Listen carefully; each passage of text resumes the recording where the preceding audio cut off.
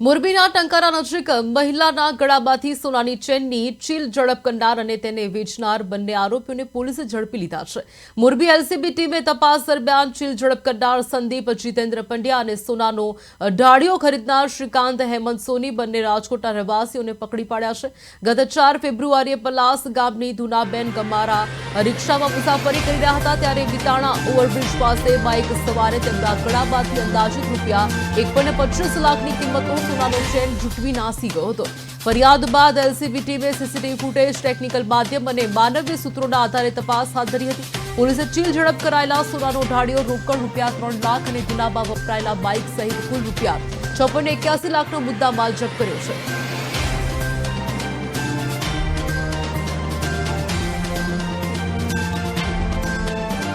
ચાર 2/26 રોજ બપોરના આશરે 12:15 વાગ્યાના સુમારે ફરિયાદી બેન શ્રી ધુનાબેન હકાભાઈ ગમારા પલાસ ગામ રહેવાસી વાંકાનેરનાઓ સાથે મોરબીથી ટંકારા રાજકોટ હાઈવે ઉપર ઓટો રિક્ષામાં બેસીને જતા હતા। દરમિયાન મિતાણા ઓવરબ્રિજ પાસે કોઈ ઈસમ ચાલુ રિક્ષાએ મોટરસાઇકલ ઉપર આવી અને એને ચીલ ઝડપ કરી હતી। ચીલ ઝડપ દરમિયાન બેને પોતાનું ઘરેણું પકડી રાખતા અડધું ઘરેણું છે એ આરોપીના હાથમાં રહી ગયેલું હતું અને ચોરી કરી અને નાસી ગયેલો હતો। આ આરોપીએ લાલ મરૂન જેવા કલરનું ટી શર્ટ અને માથાના ભાગે ટોપી પહેરેલ હતી અને મોઢા પર સફેદ જેવો રૂમાલ બાંધેલો હતો। એવી ફરિયાદ આશરે રૂપિયા 1,25,000ની કિંમતની સોનાના 2 તોલાના ચેનની ચોરી થઈ હોવાની મળેલ હતી। આ ફરિયાદ આધારે મોરબીના એસપી શ્રી મુકેશ પટેલ સાહેબની સૂચનાથી local crime branch LCB PI Mayank Pandya અને એમની ટીમ નીચે આ બધા ગુના શોધી કાઢવા માટે કામ કરી હતી।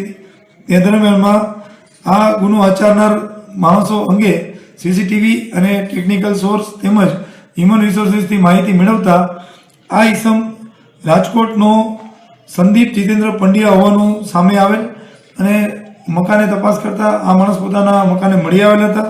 તેની તાત્કાલિક પૂછપરછ કરતા તેણે લૂંટમાં લીધેલ સોનાનો જે હાર છે એ રાજકોટના શ્રીકાંતભાઈ સોનીને વેચેલ હતો અને એનીમાંથી સોનાનો ઢાળિયો બનાવી અને સોની પાસેથી પોતે રૂપિયા મેળવેલ હતા।